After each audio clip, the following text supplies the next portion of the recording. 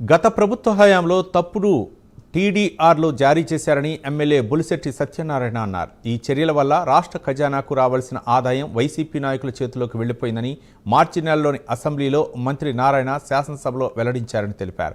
తప్పుడు టీడీఆర్లను వెనక్కి తీసుకుంటామని, దీనికి బాధ్యులైన వారిపై కఠిన చర్యలు తీసుకుంటామని కూడా సభ ద్వారా ప్రజలకు హామీ ఇచ్చారని చెప్పారు.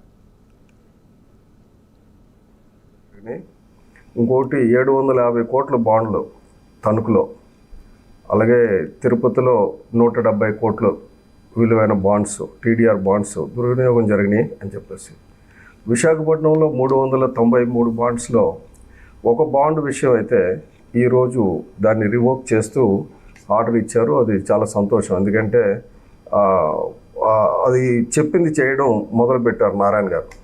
ఎట్టి పరిస్థితుల్లో వదలనన్నారు.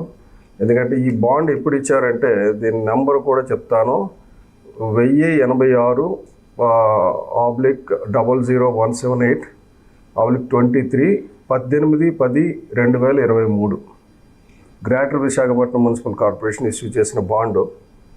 ఇదేమంటే 31,565 స్క్వేర్ మీటర్స్కి ఇచ్చారు. అది దాదాపు 208 కోట్లు విలువ. ఇది ఇచ్చింది శ్రీకాంత్ వర్మ గారు, ఆయన సంతకం పెట్టి ఇచ్చారు. ఆ బాండుని